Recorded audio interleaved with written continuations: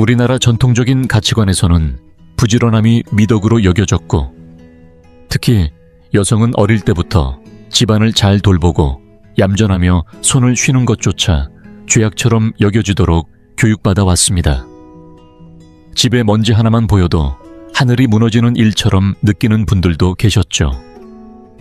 그런데 제가 수십 년간 환자들을 진료하면서 수천 명의 중증 환자와 암 환자들을 만나본 결과 정말 충격적이고 마음 아픈 하나의 공통점을 발견했습니다. 바로 심각한 병에 걸리는 여성들의 상당수가 가정에서 가장 성실하고 가장 깔끔하며 가장 책임감 강하고 남들 목까지 떠안아 일하던 분들이라는 사실입니다. 반면에 조금 게으르고 집안이 엉망이어도 대수롭지 않게 넘기며 때론 무심해 보이던 여성들은 오히려 건강하게 오래 사시는 경우가 많았습니다. 여러분은 혹시 이렇게 생각하실 수도 있겠죠. 이게 무슨 말도 안 되는 소리야. 부지런하면 덜 아프고 오래 살아야 하는 거 아니야. 그렇지만 이건 우리가 어릴 적부터 굳게 믿어왔던 상식 자체를 뒤집는 이야기입니다. 그렇지 않습니까? 여러분, 우리 한의학에서는 음양을 이야기하고 기혈을 이야기하며 자연의 이치를 따릅니다. 사람의 몸은 마치 하나의 배터리와 같아서 기혈의 양은 정해져 있습니다. 부모에게 물려받은 선천적인 에너지에 매일 식사를 통해 흡수하는 후천적인 영양이 더해져 당신의 몸을 움직이게 하는 것입니다. 아침에 눈을 뜨는 그 순간부터 양기가 생기고 몸을 움직이며 집안일을 시작하는 것 자체가 곧 기운을 소모하는 일입니다. 그런데 이 에너지의 소비가 회복 능력을 넘어서게 되면 그것이 바로 한의학에서 말하는 기노성피이며 암호라 부릅니다. 이 상태가 더 무서운 이유는 불처럼 확 타오르며 바로 드러나는 병이 아니라 본인도 모르게 서서히 진행된다는 데 있습니다. 매번 허리를 굽히고 매번 속상해하며 매번 찬물에 손을 담그는 그 순간마다 당신의 신장의 전기와 간의 피, 심장의 정신이 조금씩 말라가고 있는 것입니다. 그리고 그 모든 걸 자각했을 때는 이미 큰 병이 자리 잡았거나 손 쓸 수 없는 단계에 들어선 경우가 많습니다. 특히 여성은 남성과는 전혀 다른 신체 구조를 지녔습니다.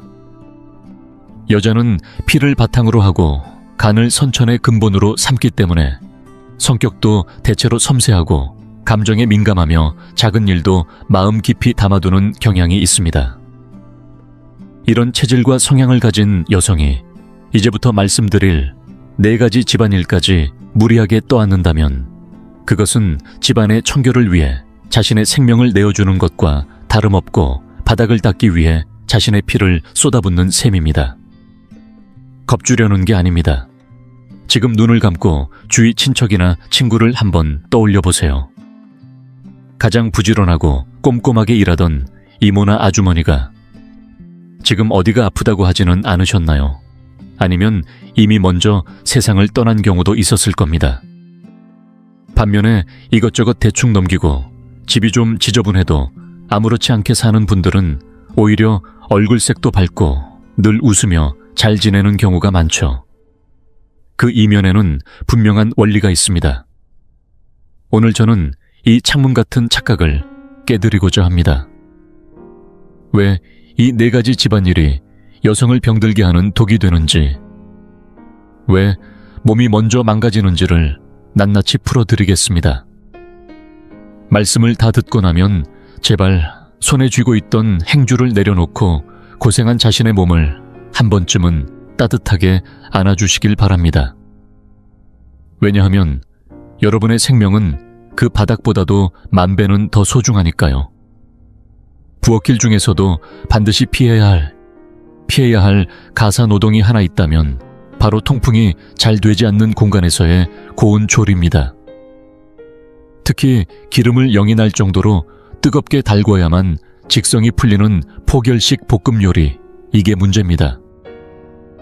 여러분, 부엌이 어떤 공간인지 아십니까? 풍수에서는 불의 기운이 가장 강한 자리라 하고 한의학에서는 여성의 형체를 가장 쉽게 소모시키는 장소로 봅니다. 예전에 제가 진료했던 한 환자가 있습니다.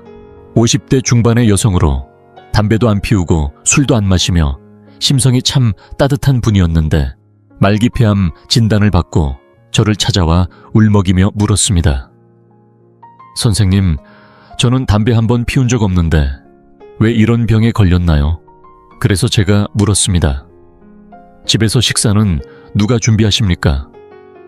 그분은 평생 가족의 식사를 도맡아 해왔다고 했고, 특히 남편과 아이들이 맛있게 먹는 모습을 보는 게 가장 큰 기쁨이라며 꼭 센 불에 기름을 펄펄 끓여야 요리가 된다고 말씀하셨습니다. 그런데 문제는 고성능 환풍기를 켜는 걸 아까워했고, 기존 환풍기가 고장이 나서 거의 작동하지 않음에도 바꾸지 않으셨다는 겁니다. 우리는 반드시 알아야 합니다. 폐는 호흡을 주관하고 우리 몸의 오장육부 중에서도 가장 여리고 예민한 장기입니다. 마치 온몸을 덮는 우산처럼 우리 생명을 보호하지만 가장 두려워하는 것이 바로 뜨거운 열기와 탁한 공기입니다. 뜨거운 기름을 팬에 붓는 순간 들려오는 치익 소리. 그때 발생하는 기름 연기는 그 자체로 독입니다. 불의 도끼, 마른 열기. 그리고 그 안에는 발암 물질이 포함되어 있어 간접 흡연보다 더 해롭습니다. 아무리 환풍기를 켜도 다 빠져나가지 않는데 그 나머지는 누가 들이마실까요? 바로 요리하는 당신의 폐입니다. 불이 금을 제어하듯 폐는 이 열기에 점점 녹아내리는 겁니다. 하루 3끼 매번 1시간씩 부엌에서 머문다면 하루 3시간씩 독성 미세입자를 흡입하는 셈입니다. 게다가 많은 여성들이 아름다움을 위해 화장대에 수십만 원짜리 고급 화장품을 놓고 망설임 없이 쓰면서도 정작 가장 피부를 상하게 하는 이 기름 연기 앞에서는 무방비입니다. 기억하셔야 합니다. 한의학에서는 폐가 피부와 모발을 주관한다고 합니다. 폐기가 건강해야 피부에 윤기가 흐르고 외부 자극에도 견딜 수 있는 힘이 생깁니다. 그런데 기름 연기의 열독에 폐가 상하면 아무리 비싼 화장품을 발라도 흡수가 되지 않습니다. 마치 거북한 땅에 물만 붓는 격이지요. 제가 진료했던 환자도 얼굴이 누렇게 떠 있었고 양볼엔 거뭇한 기미가 자리를 잡고 있었습니다. 제가 그분께 단호히 말했습니다. 이 얼굴은 부엌에서 만들어졌습니다. 몇만 원짜리 화장품으로 몇 바이두의 열기를 막을 수는 없습니다. 그리고 요리는 단지 폐를 상하게 하는 것에 그치지 않고 심장에도 영향을 미칩니다. 여름철 부엌에서 음식을 준비해 본 적 있으신가요? 숨이 턱 막힐 정도로 더운 공간에서 땀이 줄줄 흐르고 막상 식사 준비를 다 하고 나면 정작 본인은 식욕이 사라져 물만 찾게 됩니다. 왜일까요? 땀은 바로 심장의 진액이기 때문입니다. 부엌에서 흘리는 땀은 물이 아니라 심장의 피마음의 기운입니다. 장기간 이렇게 지속되면 심폐가 함께 허약해지고 결국 얼굴이 누렇게 떠버리고 기미나 잡티가 더 짙어지게 됩니다. 이것이 흔히 말하는 누런 얼굴의 정체입니다. 기혈이 말라버렸다는 명백한 신호인 것이죠. 그러니 부디 명심하세요. 온 가족을 위해 밥상을 차리는 일이 큰 공로처럼 느껴질지 모르지만 그것은 폐기와 심혈을 소모시키는 일입니다. 부득이하게 본인이 요리를 맡아야 한다면 가장 성능 좋은 환풍기를 설치하고 가능하다면 가족과 역할을 나누는 것이 좋습니다. 혼자 모든 걸 떠맡지 마세요. 예뻐지고 싶은 여성들이 가장 먼저 해야 할 일은 기름 연기와 고온 조리에서 멀어지는 것입니다. 그것은 게으름이 아니라 피부를 위한 선택이자 폐를 지키는 일이며 궁극적으로는 생명을 보존하는 지혜입니다. 두 번째로 주의해야 할 가사노동은 바로 찬물로 설거지하거나 세탁하는 습관입니다. 특히 겨울철에는 반드시 피해야 하며 사실은 여름철에도 가능하면 따뜻한 물을 사용하는 것이 좋습니다. 왜냐고요? 한기가 만병의 근원이기 때문입니다. 저는 진료실에서 여성의 맥을 짚어보면 손발이 늘 차가운 분들이 있습니다. 이런 경우 대부분이 일상적으로 찬물에 손을 담그는 습관을 가진 분들입니다. 여성의 자궁은 한의학에서 포궁이라 불리며 가장 한기를 두려워하는 장기입니다. 손이 오랫동안 찬물에 잠기면 그 한기가 경락을 타고 몸 깊숙이 바로 자궁까지 침투하게 됩니다. 자연의 이치를 생각해 보세요. 겨울의 강이나 호수의 물이 얼면 물고기조차 바닥 깊숙이 가라앉아 움직이지 않습니다. 만물은 모두 숨고 응축되는 계절입니다. 우리 몸속 혈액 또한 마찬가지입니다. 액체이기에 한기에 닿으면 응고되고 흐름이 막히게 됩니다. 이것이 바로 어혈입니다. 옛날 무협 소설에서 무공을 연마하던 고수가 갑자기 찬바람을 맞거나 찬물에 노출되면 기가 역전되어 내상을 입고 심한 경우 주화임에 빠진다고 했던 것 기억나시나요? 사실 여성들이 가사를 하며 몸을 움직이고 땀을 흘리는 것도 일종의 기운 소모입니다.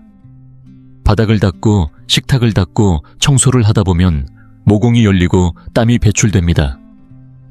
그런데 바로 그 순간 손을 찬물에 담가서 걸레를 빨거나 채소를 씻는다면 그때의 한기는 마치 성문이 활짝 열린 틈을 타 침입하는 적처럼 손끝을 통해 몸속 깊숙이 파고듭니다.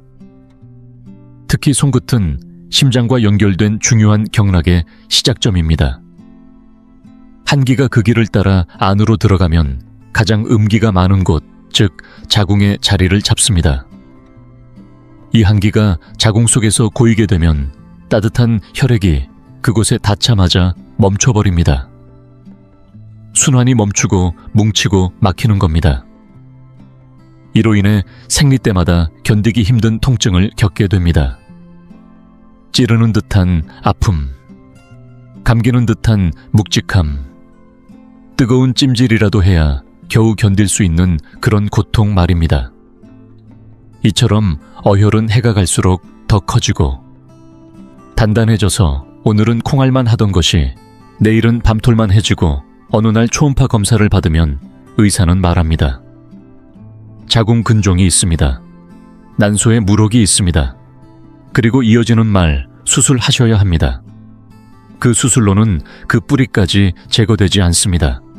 왜냐하면 그 뿌리는 바로 한기이기 때문입니다.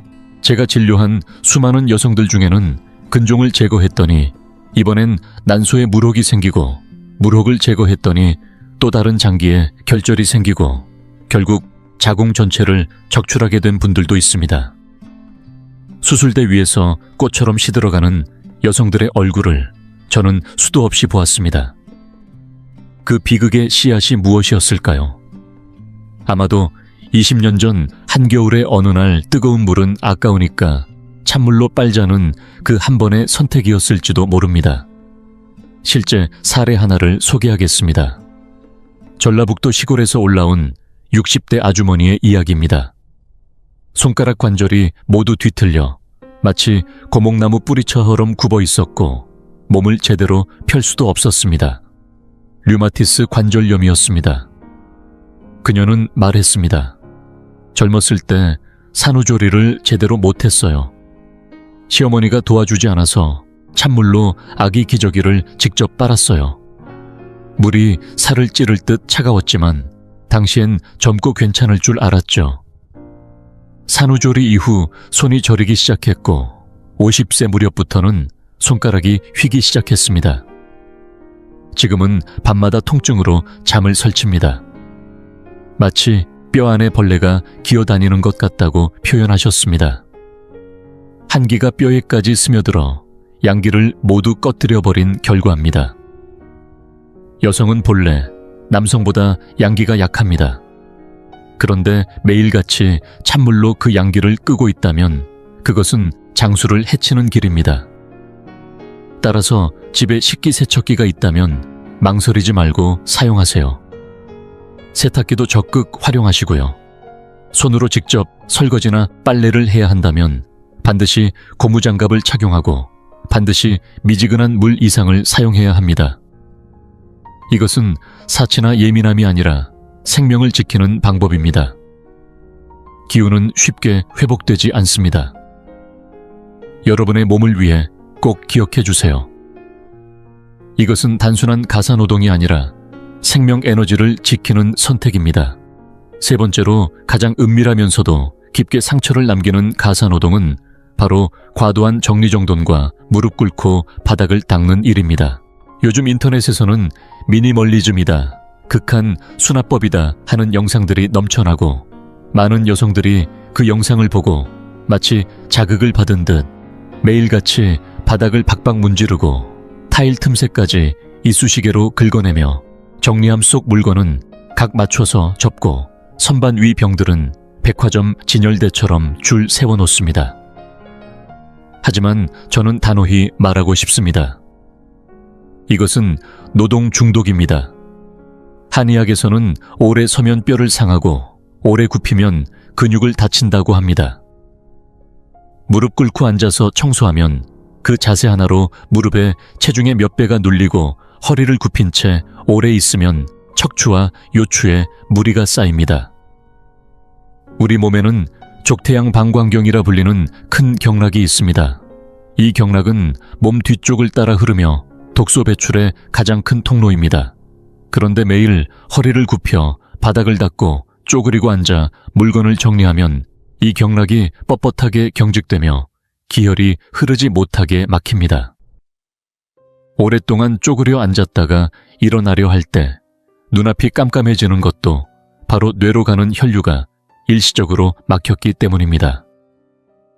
그러나 이보다 더 큰 문제는 바로 정신적인 해악입니다. 극단적인 정리벽과 청결 강박은 신경을 긴장시키고 심신을 조이게 만듭니다. 작은 먼지 한 톨에도 눈이 돌아가고 물건이 제자리에 없으면 가슴이 답답하고 화가 치밀어 오릅니다. 이렇게 되면 간의 기운이 막히고 그 막힌 기운은 결국 몸 곳곳에 병으로 나타납니다. 유방혹, 갑상선, 결절, 장기 기능 이상 등이 그런 예입니다. 실제로 제가 진료한 환자 중 한 명은 백색 양말을 신고 온 집안을 돌아다녀도 먼지 하나 묻지 않을 만큼 집을 깨끗이 관리하던 분이었습니다. 그는 극심한 불면증으로 저를 찾아왔고 얼굴은 푸르스름하고 창백했습니다. 맥을 짚어보니 간과 신장이 함께 약해져 있었습니다. 제가 조언했습니다. 집을 조금 흐트러뜨려 보세요. 물건을 정리하지 말고 양말도 아무데나 벗어보세요. 하지만 그는 듣지 않았습니다. 집이 어지러워지면 숨이 막힌다고 했습니다. 이것이 바로 병입니다. 이런 청소는 단순한 노동이 아니라 정신을 갈아 넣는 행위입니다. 사람은 한 줄기의 기운으로 살아갑니다.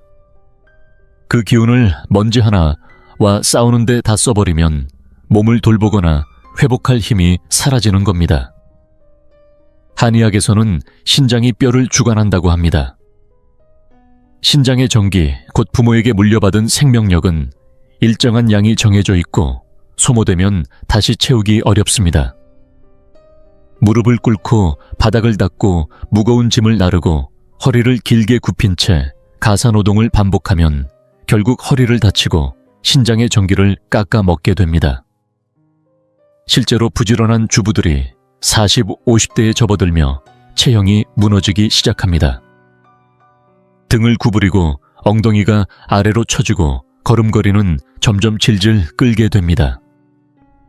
눈빛도 흐려지고 기운도 사라집니다. 왜일까요? 신장의 정기가 고갈되고 뼈를 지탱할 힘이 약해졌기 때문입니다. 골다공증은 물론 허리 디스크까지 빠르게 진행됩니다. 제가 만난 어떤 환자는 하루에 3번 바닥을 닦던 분이었습니다. 45세였는데 요추가 탈골되어 수술을 받고 나사못을 박아야 했습니다. 침대에 누워 움직이지 못한 채 울면서 말했습니다. 선생님, 천장에 붙은 먼지가 보이는데 제가 못 닦으니 답답해서 미칠 것 같아요. 저는 그에게 말했습니다. 지금 이건 먼지가 아니라 마음속 집착입니다. 당신은 지금 그 집착에 생명을 빼앗기고 있는 겁니다. 그 바닥이 그렇게 깨끗해야만 사랑받을 것 같나요? 남편은 바닥이 반짝인다고 해서 당신을 더 아껴줄까요? 아니요. 오히려 당신이 쓰러진 지금 그는 아내 대신 간병인을 불러야 하는 현실에 지쳐 있을 겁니다. 집은 사람이 머무는 곳이지 모델하우스가 아닙니다. 약간 어질러져 있어도 사람 사는 냄새가 나는 공간이 건강한 공간입니다. 무릎 꿇지 마세요. 허리를 무리하게 굽히지 마세요. 먼지보다 소중한 건 바로 당신의 몸입니다. 네 번째로 말씀드릴 가사노동은 가장 흔하지만 많은 분들이 전혀 자각하지 못하고 있는 정서적 쓰레기 수거입니다. 눈에 보이는 청소도 힘들지만 보이지 않는 마음의 쓰레기를 혼자 다 떠안고 있는 여성들이 너무도 많습니다. 밥상 차리고 빨래하고 청소하는 것만으로도 벅찬데 거기에 더해 남편이 기분 좋은지 아이가 속상한 일은 없는지 시댁은 불만이 없는지까지 온 집안 식구들의 감정까지 다 챙기며 살아가는 당신. 누군가가 아프다 하면 제일 먼저 뛰어나가고 누가 속상해 보이면 제일 먼저 달래주는 그 역할. 그렇게 당신은 어느새 가족의 감정 쓰레기통이자 만능 해결사가 되어 있지는 않으신가요? 이 일은 손발이 고된 노동이 아닙니다. 그래서 더 위험합니다. 한의학에서는 과도한 걱정은 비장을 해친다고 했습니다. 하루 종일 걱정하고 신경 쓰고 마음 졸이는 일들을 반복하다 보면 비장이 제 기능을 하지 못하게 됩니다. 비장은 후천적인 기혈의 원천이자 우리 몸의 에너지를 만들어내는 중심인데 이 기능이 약해지면 아무리 좋은 보약을 먹어도 효과가 없습니다. 더 무서운 건 이런 끊임없는 걱정과 긴장이 울화로 바뀐다는 것입니다. 나는 분명히 가족을 위해 애쓰고 있는데 남편은 고맙다는 말 한마디 없고 아이는 반항만 하고 부모님은 서운한 소리만 할 때 그때 솟아오르는 억울한 분노 외로움. 하지만 그 감정은 누구에게도 말 못하고 마음속 깊이 눌러둔 채 꾹꾹 참기만 합니다. 이것이 바로 간의 기운이 막히는 강이울 결화화입니다. 그렇게 막힌 화후원은 몸속에서 당신의 음기마저 태워버려 결국에는 짜증, 분노, 불면, 안절부절 같은 증상으로 이어집니다. 저는 수많은 여성들을 진료하면서 이와 같은 사례를 너무 많이 보아왔습니다. 가족을 위해 헌신하고도 몸이 망가지고 정작 남편에게는 요즘 왜 이렇게 예민하냐, 왜 이렇게 늙었냐는 말만 듣는 여성들. 왜 이런 일이 벌어질까요? 당신의 양기가 조용히 하지만 확실히 소진되어 가고 있기 때문입니다. 이 에너지는 눈에 보이지 않지만 걱정과 신경을 쏟을 때마다 조금씩 줄어들고 결국 바닥을 드러내게 됩니다. 기억하세요. 자식은 자식의 복이 있고 남편은 성인입니다. 그들도 스스로의 인생을 책임져야 할 어른입니다. 모든 것을 다 짊어지려 하지 마세요. 남편의 기분, 자식의 미래, 부모님의 평안까지 전부 책임지려는 그 무거운 마음. 당신 혼자 감당할 수 없습니다. 그건 감당해서도 안 됩니다. 그것은 당신의 허리를 서서히 조용히 무너뜨리는 무게입니다. 그렇게 눌려 지쳐버린 몸과 마음은 결국 병이 되어 돌아옵니다. 그리고 아이러니하게도 그렇게 희생한 당신을 아무도 돌보아주지 않습니다. 그러니 지금부터는 이 말을 꼭 기억하세요. 나는 가족의 쓰레기통이 아니다. 내 기분, 내 감정, 내 건강도 중요합니다. 삶은 완벽하게 정리된 희생이 아니라 서로의 여유 속에서 피어나는 이해와 존중에서 시작됩니다. 당신이 건강해야 가족도 건강합니다. 당신이 웃어야 집안에 햇살이 듭니다. 그러니 이제는 그 짐을 잠시 내려놓고 당신 자신의 마음부터 어루만져 주세요. 그것이야말로 진짜 가족을 위한 첫걸음입니다. 성격이 유독 강하고 뭐든 완벽하게 해내야만 직성이 풀리는 분들이 있습니다. 그런 분들은 가사노동을 할 때 단지 손만 움직이는 것이 아니라 마음까지 함께 소모하고 있습니다. 예를 들어 테이블을 닦는 순간 머릿속엔 온갖 생각이 휘몰아칩니다. 왜 이렇게 기름때가 안 지워져? 아니, 누가 또 여기를 이렇게 더럽혔지? 내가 안 하면 도대체 누가 해? 이런 분노와 억울함 조급함을 품은 상태로 집안일을 하면 그것은 더 이상 단순한 노동이 아닙니다. 그것은 독이 깃든 노동, 바로 독성 가사 노동입니다. 그때 흐르는 기혈은 정상이 아닙니다. 간의 기운은 뒤엉켜 있고 에너지는 거꾸로 흐르며 그 상태로 움직이는 것은 오히려 유산소 운동보다도 수십 배의 해가 됩니다.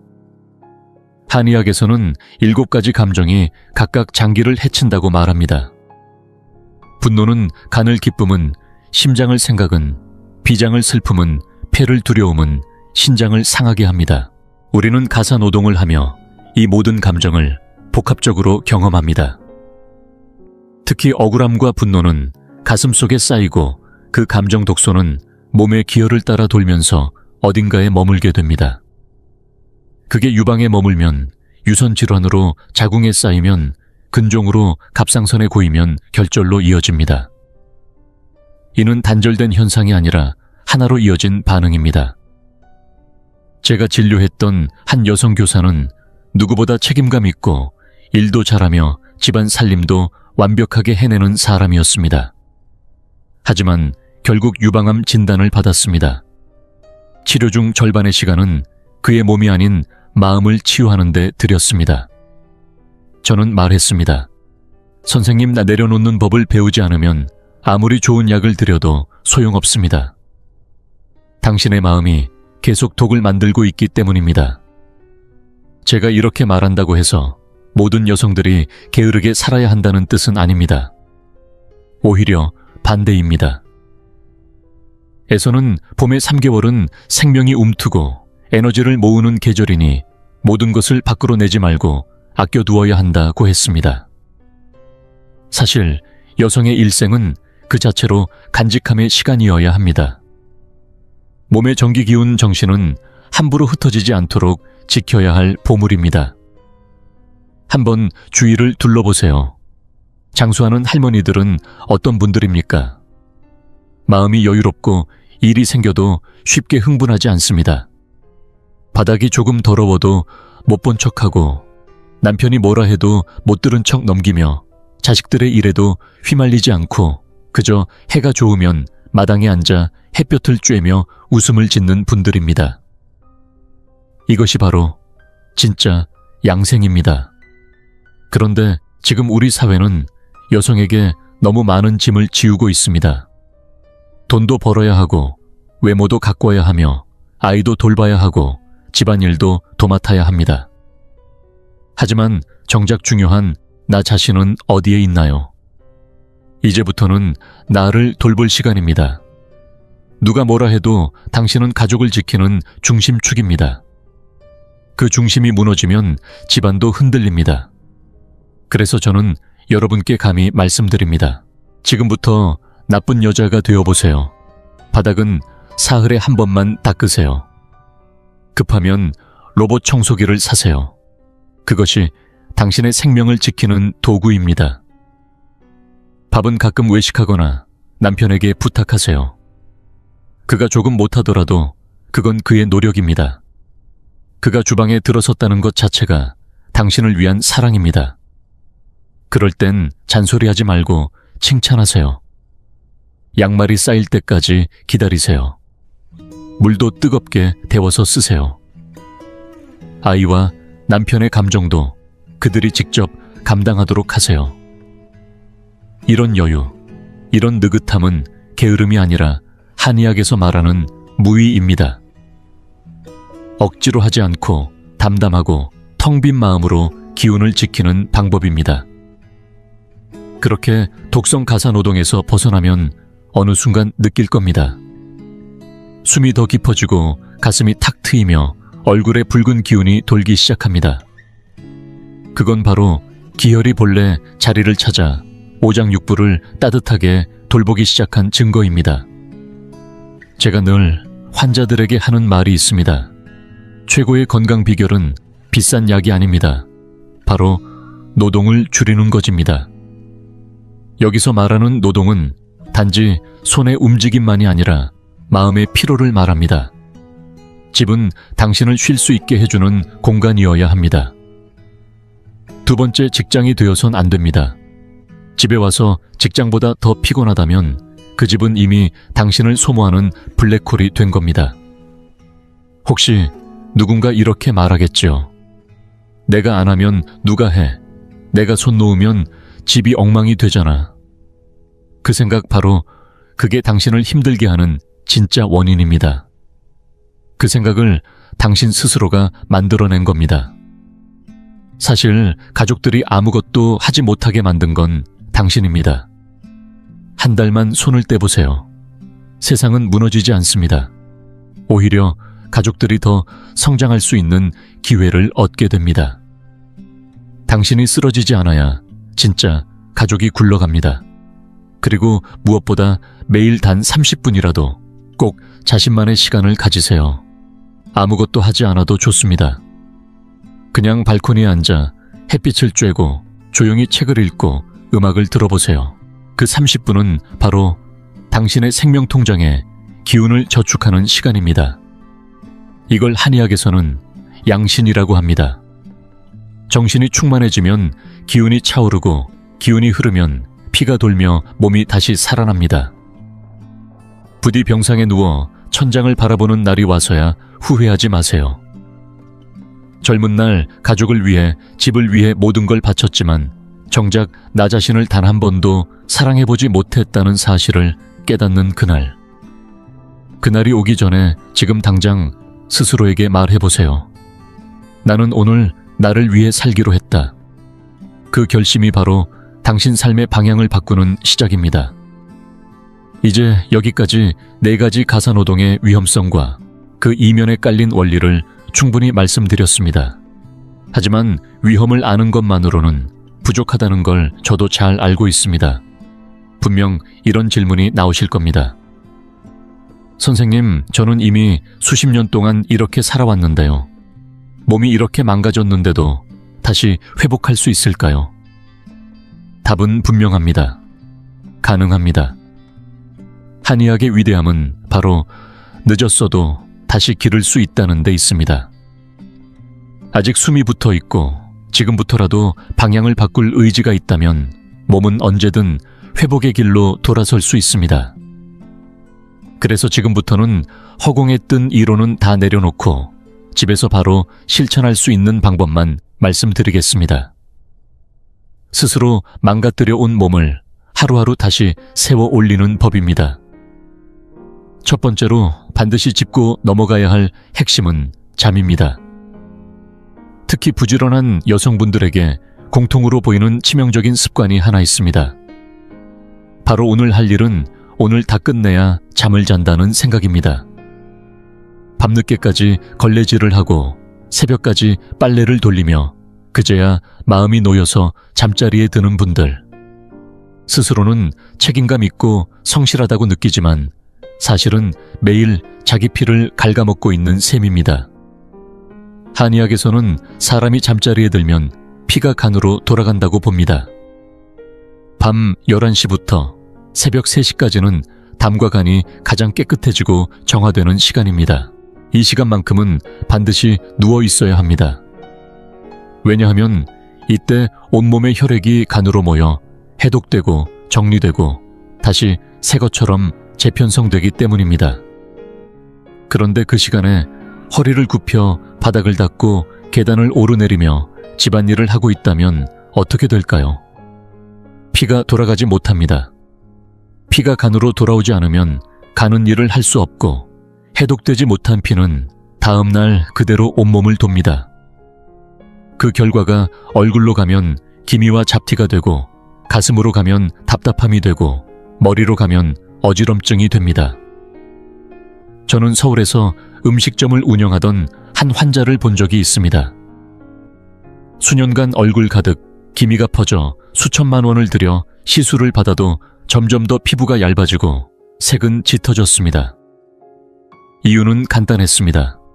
매일 새벽 2, 3시에야 잠자리에 들었기 때문입니다. 제가 한 말은 단 하나였습니다. 밤 10시 반에 불 끄고 침대에 누우세요. 아무것도 바르지 마세요. 처음엔 반신반의하던 그분이 결국 그대로 따랐고 석 달 뒤 다시 만났을 때 얼굴의 기미는 절반 이상 옅어졌고 피부의 투명함이 돌아왔습니다. 그분이 물었습니다. 대체 무슨 약을 쓰신 겁니까? 저는 웃으며 말했습니다. 약이 아니라 순리입니다. 그러니 여러분 집이 얼마나 어질러져 있든 빨래가 얼마나 쌓여 있든 상관없습니다. 시계가 10시 반을 가리키는 순간 멈추세요. 하늘이 무너질 것 같아도 괜찮습니다. 버틸 수 있는 사람은 버틸 것입니다. 당신의 임무는 오직 잠드는 것입니다. 이것이 바로 간혈을 기르는 방법이고 기혈을 회복하는 가장 기본 중에 기본입니다.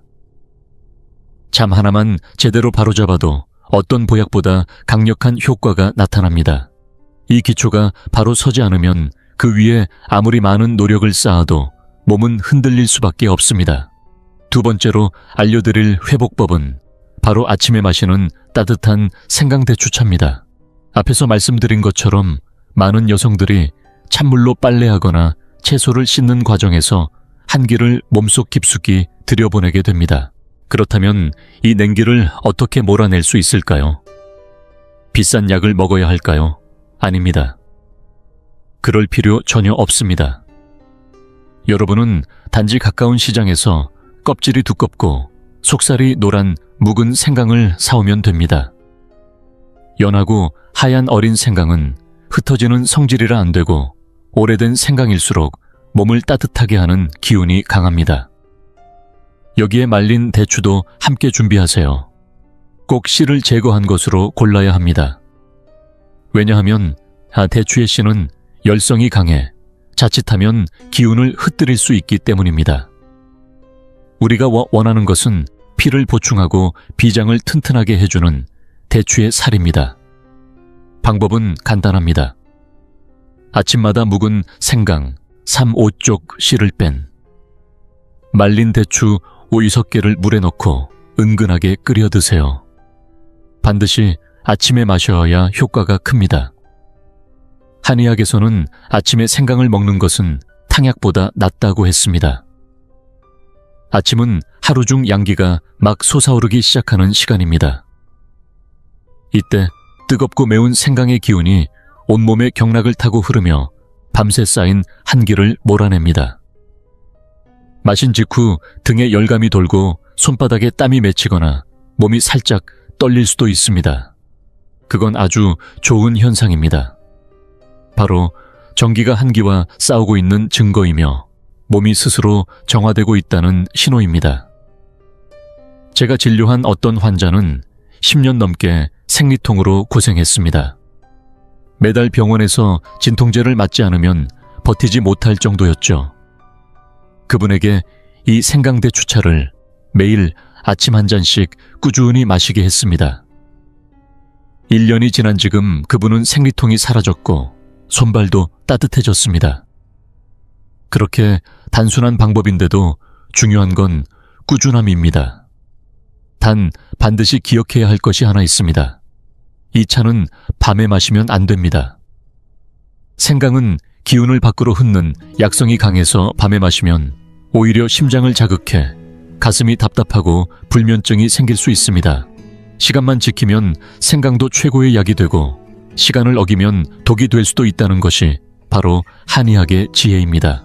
세 번째는 돈도 들지 않고 집안에서도 쉽게 실천할 수 있는 간단한 운동법입니다. 이름하여 눈 감고 한 발로 서기. 운동할 시간도 헬스장 갈 여유도 없다는 분들을 위한 최고의 기공법입니다. 언제 하면 될까요? 물이 끓기를 기다릴 때, 드라마 광고 시간에 양치할 때 잠깐씩 해보세요. 방법은 간단합니다. 눈을 감고 한쪽 다리로 서기만 하면 됩니다. 손은 자연스럽게 내려놓아도 되고 가슴 앞에서 모아도 괜찮습니다. 중요한 건 눈을 감는 것입니다. 평소 우리는 시각에 의존해 중심을 잡지만 눈을 감으면 내 몸 안의 감각, 즉 신경과 기혈로 균형을 유지하게 됩니다. 그리고 왜 한쪽 다리일까요? 한 발로 서게 되면 중심을 잡기 위해 온몸의 기운이 발바닥 특히 용천혈로 집중되기 때문입니다. 현대인들은 생각이 많고 머리를 지나치게 사용합니다. 그래서 온몸의 기운이 위로 몰리게 되고 이로 인해 고혈압 불면 두통 같은 증상이 발생합니다. 반면 하체는 차갑고 기운이 없죠. 한의학에서는 이를 상열하한이라 하며 병의 근원으로 봅니다. 이 눈 감고 한 발로 서는 동작은 그런 기운의 흐름을 아래로 내려주는 역할을 합니다. 처음엔 몇 초도 못 버티고 금세 흔들릴 수 있습니다. 그것은 당신의 기혈 흐름이 정상이 아님을 보여주는 신호입니다. 하지만 매일 몇 분씩 연습하다 보면 어느 순간 눈을 감고도 두 다리처럼 안정되게 서 있는 자신을 발견하게 될 것입니다. 이 간단한 동작 하나만으로도 수면질이 향상되고 오래된 수족냉증이나 쥐나는 증상도 개선됩니다. 돈 한 푼 안 들고 공간도 필요 없고 도구도 필요 없습니다. 오직 필요한 것은 당신이 스스로를 아끼고 회복하고자 하는 진심뿐입니다. 이 간단한 습관이 당신의 몸을 다시 따뜻하게 만들고 기운을 아래로 돌게 하여 진짜 건강의 흐름을 회복시켜 줄 것입니다. 네 번째로 알려드릴 비밀 무기는 바로 화풀이 지압법입니다. 앞에서 말씀드렸듯이 여성은 화를 잘 내지 않고 속에 담아두는 경향이 강합니다.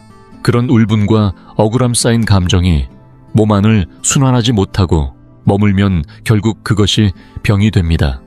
화가 풀리지 않으면 그 기운이 쌓여서 열로 바뀌고 열은 덩어리를 만듭니다. 그럼 어디를 눌러야 할까요? 우리 몸에는 그 답이 이미 준비되어 있습니다. 바로 두 번째 발가락과 엄지발가락 사이 발등에 움푹 들어간 태충혈이라는 지점이 그것입니다. 이 자리는 간의 원기가 흐르는 길목이며 간에 정체된 기운을 풀어주는 핵심 혈자리입니다. 화가 날 때, 억울할 때 이 자리를 꼭 눌러보세요. 대부분의 분들은 처음 누르면 깜짝 놀랄 정도로 아플 것입니다. 그건 당연한 현상입니다. 그 자리에 분노와 울분이 고여 있다는 뜻입니다. 아프다고 멈추지 말고 천천히 꾹꾹 눌러서 아프지 않을 때까지 풀어주세요. 누르면서 속으로 쌓인 말을 꺼내도 좋습니다. 당신 때문이야. 억울했어. 속상했어. 이렇게 마음속 감정도 함께 흘려보내세요. 심지어 남편이나 아이에게 쌓인 감정이 있다면 이 자리를 그 사람이라고 생각하고 시원하게 풀어도 됩니다. 그렇게 태충혈이 뚫리면 가슴을 짓누르던 돌덩이 같은 무게가 사라지고 눈앞이 맑아지는 것을 느낄 수 있을 것입니다. 매일 저녁 발을 따뜻하게 담근 후 이 태충혈을 5분씩만 눌러주면 간이 씻기고 감정이 해독됩니다. 감정을 억누르지 마세요. 억누른 감정은 병이 되고 흘려보낸 감정만이 생명이 됩니다. 이제 마지막으로 진짜 중요한 이야기를 드리겠습니다. 바로 먹는 법의 지혜입니다. 요즘 여성들 중에는 다이어트를 이유로 이것도 안 먹고 저것도 안 먹는 분들이 많습니다.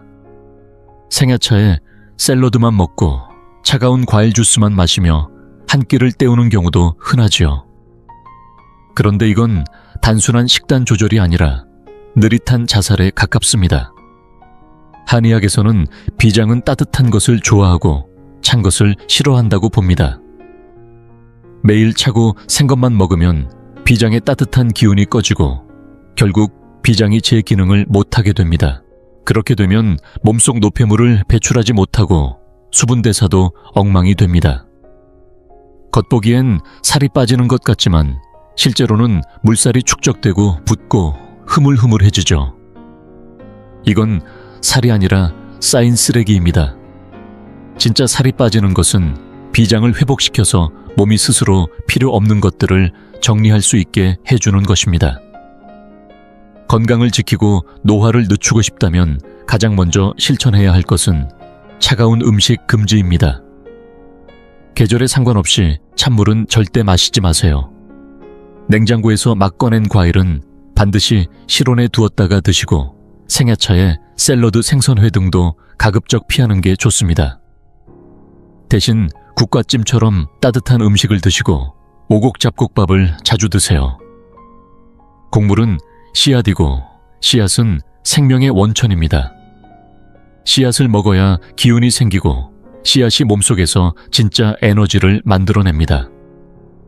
반면 찬 잎채소는 아무리 먹어도 기운을 깎을 뿐입니다. 특히 생리 중에는 더욱 조심해야 합니다. 이 시기에 아이스크림 찬 음료수를 먹는 것은 스스로의 건강을 무너뜨리는 지름길입니다. 그 한기가 자궁 안에 못이 박히듯 자리 잡으면 나중에 아무리 보약을 먹어도 뽑아내기 어렵습니다. 또 하나 너무나 흔하지만 너무나 위험한 습관이 있습니다.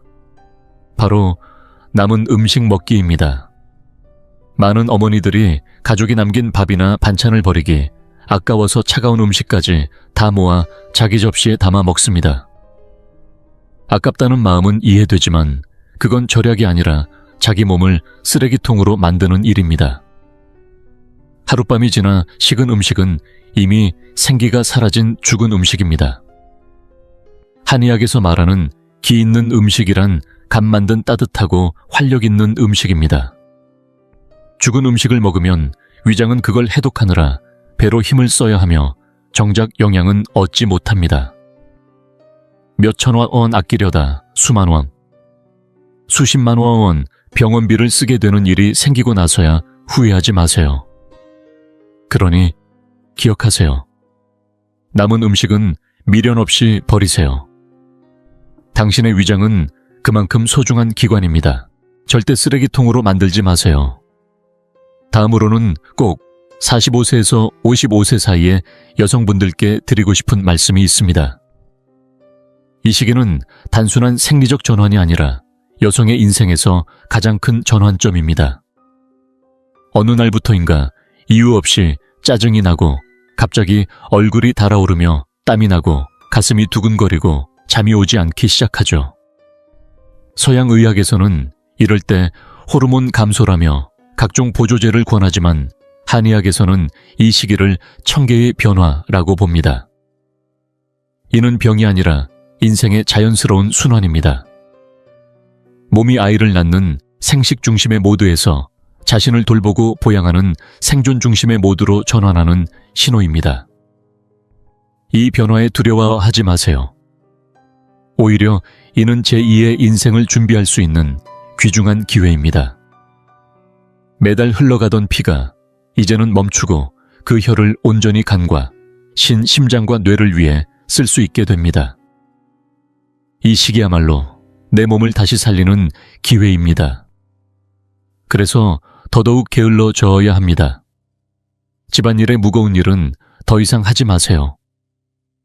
아이들 결혼 문제, 집 문제 간섭하지 마시고 남편의 잔소리는 과감히 한 귀로 듣고 한 귀로 흘리세요. 당신의 에너지를 이제는 자신을 위해 써야 합니다. 좋아하는 것을 배우고 아침 운동도 해보고 여행도 가보세요. 단 밤늦게까지 음악을 크게 틀고 광장 댄스를 추는 건 자제해야 합니다. 몸은 이제부터는 쉬어야 할 시간입니다. 만약 열감이 심하고 땀이 자주 난다면 그건 음기가 약해져 불이 치솟는 상태입니다.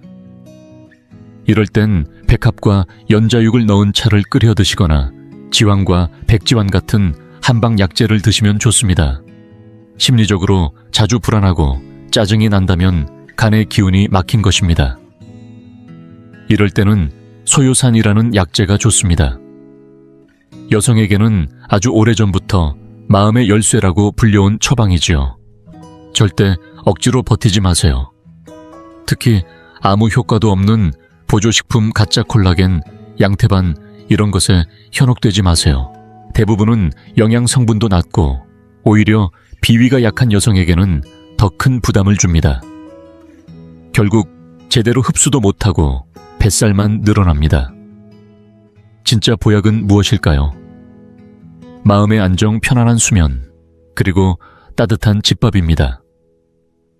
이 세 가지가 갖추어져야 진짜 기운이 돌아옵니다. 가공된 영양제가 아니라 삶의 리듬 자체를 바꾸는 것이 바로 이 시기를 가장 현명하게 이겨내는 길입니다. 이 변화는 끝이 아니라 새로운 시작입니다. 자기 자신을 위해 이제는 살 시간입니다. 다음으로 꼭 말씀드리고 싶은 건 바로 손주 육아에 대한 이야기입니다. 지금 우리 사회에서는 할머니 외할머니가 손주를 돌보는 주력 인력이 되어버렸습니다. 그러나 정작 그분들 자신의 건강은 어떻습니까? 관절이 약해지고 허리 디스크가 있는 분들도 많습니다. 그런 분들이 매일같이 아이를 안고 쫓아다니며 달래는 육아를 감당한다는 건 너무나도 큰 신체적, 정신적 소모입니다. 저도 수없이 많은 어르신 환자들을 보았습니다. 손주를 돌보다 허리 디스크가 터지고 심장에 무리가 오고 혈압이 치솟는 경우가 정말 많습니다. 아이는 무겁습니다. 달리기를 하면 쫓아가야 하고 울면 안아줘야 하고 뛰어다니면 따라가야 합니다. 6, 7살 넘은 분들이 매일 그렇게 움직이는 건 정말 위험한 일입니다. 만약 자녀들이 그런 사정을 모르고 손주를 전적으로 맡긴다면 분명히 선을 그어야 합니다. 도와주는 건 할 수 있지만 전부 떠맡는 건 안 됩니다. 자녀들에게 분명히 말해주세요. 엄마는 이제 나이도 있고 건강을 지켜야 해. 앞으로 손주가 자라는 모습을 오래오래 보고 싶다면 지금 나를 너무 무리하게 시키지 말아줘야 해. 이건 이기심이 아니라 지혜입니다. 건강한 할머니는 아이에게 책도 읽어주고 손을 잡고 천천히 산책도 함께 할 수 있습니다. 반대로 병상에 누워있는 할머니는 아이에게 부담이 되고 그 기억은 아이의 마음에 상처로 남습니다. 그러니 반드시 자신의 건강선은 스스로 지켜야 합니다. 또 많은 여성분들이 나도 쉬고 싶은데 자꾸 생각이 나서 잠이 안 와요 라고 하십니다. 맞습니다. 몸은 누웠는데 머리는 여전히 집안일 아이 걱정으로 돌아가고 있으니까요. 이럴 땐 제가 자주 추천하는 심신안정법이 있습니다. 밤에 누워서 생각이 멈추지 않을 때는 호흡에 집중하세요. 그리고 발 뒤꿈치에 의식을 모아보세요. 속으로 조용히 외우는 겁니다. 머리는 차갑게, 발은 따뜻하게. 이렇게 하다 보면 산란하던 기운이 아래로 내려가면서 마음이 차분해지고 어느새 잠이 스르르 옵니다. 그리고 반드시 스마트폰은 꺼두세요. 그 빛은 간의 피를 말리는 독입니다. 밤에 불 다 끄고 누워서 스마트폰 보는 건 말라가는 음기를 마지막까지 쥐어짜는 것과 같습니다. 지금 30도 안 된 젊은 사람들조차 눈이 침침하고 목 디스크로 고생하는 걸 보면 얼마나 위험한 습관인지 알 수 있죠. 저는 이런 말씀도 드립니다. 저녁 10시 이후엔 휴대폰은 꺼서 거실에 두세요. 누가 연락하든 중요한 일이든 다음날 아침에 보면 됩니다. 세상에 잠보다 중요한 일은 없습니다. 마지막으로 계절에 따라 건강을 돌보는 법도 알려드릴게요. 한의학에서는 천인합일이라고 말합니다. 계절에 맞게 살라는 뜻입니다. 봄은 기운이 올라오는 시기이니 창문을 열고 산책을 자주 나가고 햇빛을 받아야 합니다. 여름은 기운이 가장 소모되는 시기이니 한낮의 더위 속에 집안일을 억지로 하면 심장의 기운을 해치게 됩니다. 반드시 피해야 합니다. 가을은 수렴의 계절이기 때문에 조용히 차분하게 지내고 자극적인 음식은 피하며 기름지고 무거운 음식은 줄이고 따뜻한 국물 위주로 드시는 게 좋습니다. 겨울은 말씀드린 대로 폐장의 계절입니다. 되도록 땀을 많이 흘리지 말고 찬물도 피하고 곰처럼 웅크리고 쉬는 자세로 하루하루를 보내야 합니다. 일찍 자고 몸을 아끼는 것만으로도 질병은 멀어지고 기운은 회복됩니다. 계절의 흐름에 따라 살면 하늘이 지켜줍니다. 그러나 그 리듬을 거스르면 몸이 먼저 아프기 시작합니다. 지금부터라도 하늘의 이치에 순응하며 나의 건강을 지키는 삶을 시작하시길 바랍니다. 오늘 이 자리에서 제가 참 많은 이야기를 드렸습니다. 고온의 기름 연기, 찬물 설거지, 과도한 청소 감정 노동 같은 보이지 않는 독성 가사 노동부터 시작해서 한의학의 시각에서 본 폐가 열에 약하고 자궁은 한기에 약하며 비장이 걱정에 약하다는 기본 원리까지 말씀드렸습니다. 그리고 다시 회복할 수 있는 방법으로 자시에 잠들기, 아침 생강차 눈 감고 한 발로 서기, 태충혈, 지압 감정, 해독 생음식, 금지 남은 음식 버리기 등도 알려드렸습니다. 이 모든 것을 관통하는 핵심은 단 두 글자입니다. 바로 보양. 여성은 음에 속하는 존재입니다. 원래부터 몸이 차고 기운이 쉽게 허해집니다. 그런데 거기에다 하루하루 양기를 소모하고 한기를 불러들이는 일만 계속하면 그건 스스로를 무너뜨리는 일입니다. 사람은 기운으로 삽니다. 그 기운 즉 양기가 사라지면 생명도 같이 사라집니다. 부지런함은 미덕이지만 생각 없는 부지런함은 오히려 어리석은 일입니다. 요즘 세상은 너무 빠르게 돌아갑니다. 여성들은 딸이면서 아내이고 엄마이며 직장인이고 며느리이기도 합니다. 그 모든 역할이 여러분에게 완벽함을 요구합니다.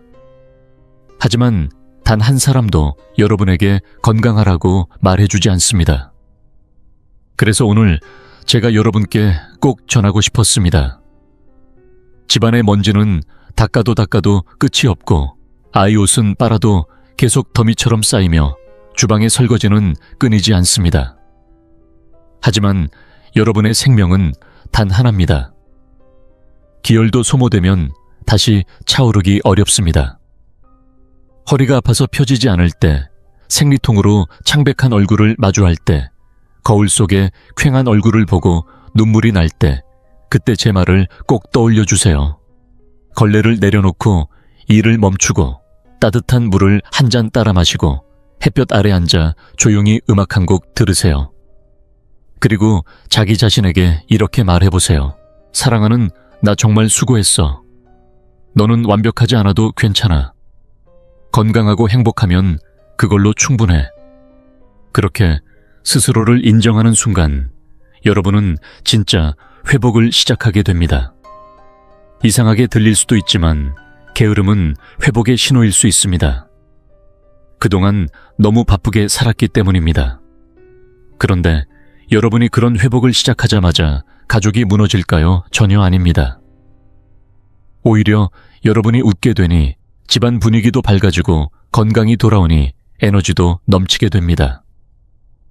행복한 여주인은 집안의 최고 명당이고 건강한 엄마는 자녀에게 가장 든든한 언덕입니다. 혹시 지금 이 영상을 보고 계신 분이 여성이라면 꼭 이 영상을 여러분의 친구, 언니, 동생들에게도 보내주세요. 여성은 여성의 힘으로 깨어나야 합니다. 우리가 먼저 바뀌어야 합니다. 건강을 되찾고 아름다움을 되찾고 품위와 자존심을 회복해야 합니다. 저는 여러분의 오랜 친구이자 잊고 있던 몸과 마음을 다시 불러 깨워주는 의사입니다. 건강을 지키는 일은 몸을 먼저 돌보는 것이 아닙니다. 마음을 돌보는 것부터 시작입니다. 다음 영상에서도 꼭 다시 만나 뵙기를 바랍니다. 감사합니다.